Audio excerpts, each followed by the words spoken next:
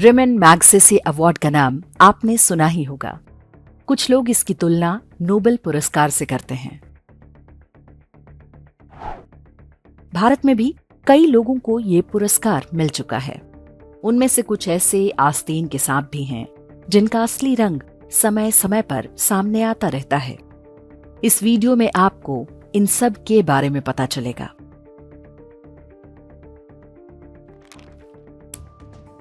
सबसे पहले बात कि ये रेमन मैग्सेसे था कौन, जिसके नाम पर इतना प्रतिष्ठित पुरस्कार दिया जाता है।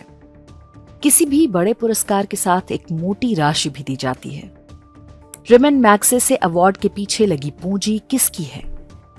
एशिया में कई और पुरस्कार दिए जाते हैं, लेकिन मैग्सेसे को इतनी प्रतिष्ठा कैसे मिल गई? इन प्रश्नों के उत्तर समझने के लिए आपको पहले इतिहास में चलना होगा। रेमन मैग्सेसे वर्ष 1953 से 1957 तक फिलीपींस के राष्ट्रपति थे।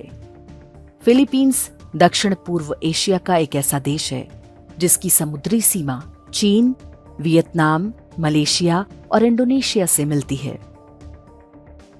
फिलीपींस लगभग 50 साल तक अमेरिका का उपनिवेश रहा। इसी का परिणाम है कि वहां 90% जनसंख्या ईसाई है, बाकी मुसलमान हैं। बीते 500 वर्ष में दोनों ने मिलकर फिलीपींस के मूल निवासी आदिवासियों का लगभग पूरी तरह सफाया कर दिया। फिलीपींस 1946 में स्वतंत्र हो गया। आजादी के बाद भी फिलीपींस अमेरिका का ही खिलौना बना रहे, इसके लिए उसने रेमन मैग्सेसे को अपनी कठपुतली बनाकर वहां की सत्ता में बिठा दिया। अमेरिकी औपनिवेशिक शासन से लेकर रेमन मैग्सेसे के राष्ट्रपति बनने तक फिलीपींस में 10 लाख से अधिक लोगों का नरसंहार किया गया। इनमें अधिकांश फिलीपींस के प्रकृति पूजक मूल निवासी थे। चर्च उन्हें अनसिविलाइज्ड ट्राइब कहता था। उन्हें ईसाई बनाने के लिए दशकों तक अमानवीय अत्याचार किए गए। इस सब की अगुवाई रेमन मैग्सेसे के हाथों में थी। अमेरिकी सेना ने उसका भरपूर साथ दिया।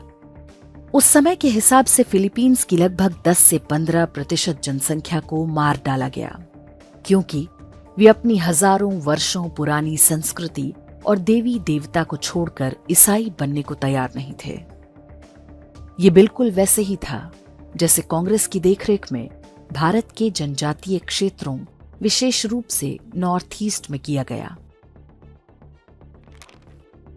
रेमन मैग्सेसे ने अपने विरोध में उठने वाली हर आवाज को पूरी क्रूरता से कुचला। लाखों लोगों को जेलों में सड़ा दिया गया। अपने ही लोगों को कुचलकर मैग्सेसे अमेरिका के व्यापारिक और मजहबी हितों को पूरा करने में सहायता करता रहा। वर्ष 1957 में एक हवाई दुर्घटना में रेमन मैग्सेसे की मौत हो गई। फिलीपींस की जनता को उस अमेरिका परस्त राष्ट्रपति से मुक्ति मिल गई, लेकिन उसने जो व्यवस्था स्थापित की वो आज भी जस की तस है।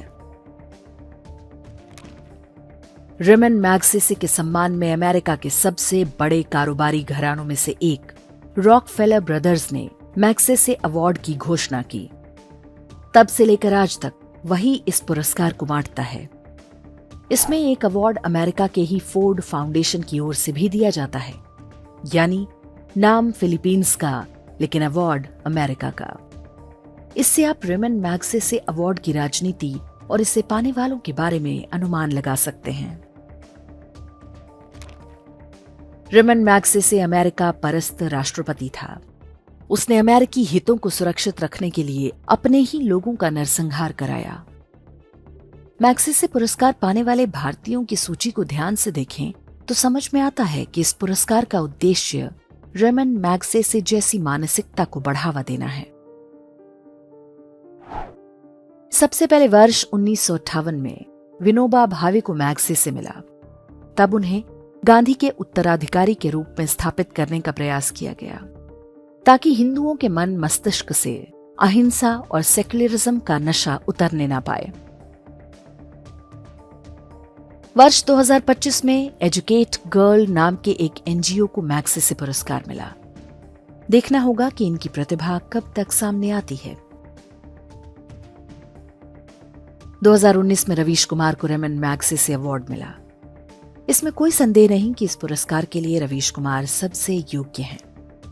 पत्रकारिता की आड़ में उनका असली धंधा क्या है, अब ये किसी से छिपा नहीं है।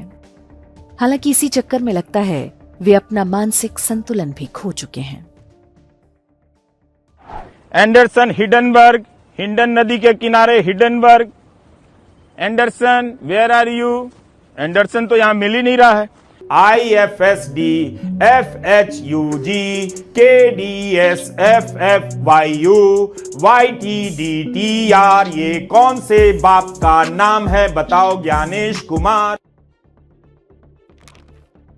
वर्ष 2018 में सोनम वांगचुक को मैग्सेसे मिला था।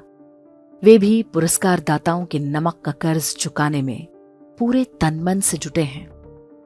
पुरस्कार मिलने के समय ही उनके विध्वंसकारी इरादों की बात सामने आई थी। 2019 में कश्मीर से धारा 370 हटने के बाद उन्हें एक्टिव किया गया था। सोनम वांगचुक तब से हर वो काम कर रहे हैं जिससे कश्मीर की तर्ज पर लद्दाख को भी जलाया जा सके। ये वो बहरूपिया है जो कश्मीर को भारत से अलग करने की खुलकर वकालत कर चुका है।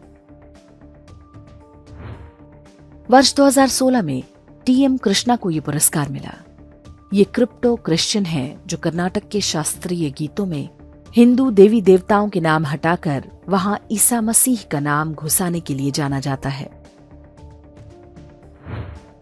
वर्ष 2015 में गूंज NGO चलाने वाले अंशु गुप्ता को मैग्सेसे अवार्ड दिया गया। ये NGO लोगों से पुराने कपड़े लेकर गरीबों में बांटता है, लेकिन कुछ लोगों का आरोप है कि इनका फोकस भारतीय गरीबों से अधिक रोहिंग्या और बांग्लादेशियों की अवैध बस्तियों पर होता है। ये चित्र जो आप देख रहे हैं, ये दिल्ली के एक रोहिंग्या कैंप में लिया गया था। वर्ष 2006 में जब अरविंद केजरीवाल को भारत में कोई नहीं जानता था, तभी उन्हें उभरते हुए नेता कैटेगरी में मैग्सेसे पुरस्कार दे दिया गया था। बाद में उन्होंने मैग्सेसे के आदर्शों पर सबसे सफलतापूर्वक चलकर दिखाया और पुरस्कार दाताओं का पूरा पैसा सूद समेत वसूल करवा दिया। मैग्सेसे अवार्ड अब तक 50 से अधिक भारतीयों को मिल चुका है। इसमें कुछ जानी मानी हस्तियां भी हैं। बाबा आमटे जैसे लोग भी हैं जिन्होंने गुजरात में सरदार सरोवर डैम बनने से रोकने के लिए मेधा पाटकर के साथ मिलकर पूरा जोर लगाया था। अरुण शौरी, किरण बेदी जैसे लोग भी हैं और अरुणा रॉय और संदीप पांडे जैसे वामपंथी भी। मैग्सेसे पुरस्कार पाने वालों की भारत के प्रति निष्ठा के बारे में हम कुछ नहीं कहना चाहेंगे। इसे हम दर्शकों के विवेक पर छोड़ते हैं। अब बात रॉकफेलर और फोर्ड फाउंडेशन की। ये दोनों संस्थाएं दुनिया भर में अमेरिकी एजेंडा लागू करने के लिए जानी जाती हैं। वे जिसे पाल पोस कर बड़ा बनाते हैं, वे एक प्रकार से अमेरिकी एजेंसियों का एजेंट बनकर काम करते हैं। बिल्कुल वैसे ही जैसे कोई जासूस किसी शत्रु देश में जाकर काम करता है। जिन्हें मिशन दिए जाते हैं, सही समय आने पर उन्हें एक्टिव किया जाता है। कभी वे किसी संकट में फंस जाएं, तो उन्हें कानूनी सहायता दिलाने से लेकर अंतर्राष्ट्रीय दबाव बनाकर बचाने तक का काम यही एजेंसियां करती हैं। केजरीवाल जब शराब घोटाले में जेल गया था, तो उसके लिए संयुक्त राष्ट्र से लेकर यूरोप के कई देश ऐसे ही नहीं चिंतित थे। मैग्सेसे पुरस्कार पाने वाले भारतीयों की पूरी सूची हमने YouTube के डिस्क्रिप्शन में दे दी है। रेमन मैग्सेसे पुरस्कार की ये कहानी जानना हर देशभक्त भारतीय के लिए आवश्यक है, ताकि हम संभावित खतरों को संदेह की दृष्टि से देखने का कौशल विकसित कर सकें। पश्चिमी ईसाई शक्तियों के अनुमोदन से बड़े बने किसी भी व्यक्ति पर विश्वास करने का कोई कारण नहीं है। मैग्सेसे ही नहीं, नोबेल समेत कोई भी अंतर्राष्ट्रीय पुरस्कार पाने वाले को संदेह से देखना चाहिए, विशेष रूप से शांति, पर्यावरण, पत्रकारिता, मानवाधिकार और जनसेवा जैसी श्रेणियों में। आवश्यक नहीं कि हर ऐसा व्यक्ति गलत ही हो, लेकिन उसके गलत निकलने की आशंका किसी भी औसत भारतीय से कई गुना अधिक होगी। ये तमाशा पिछले कुछ दशकों में हम कई बार देख भी चुके हैं।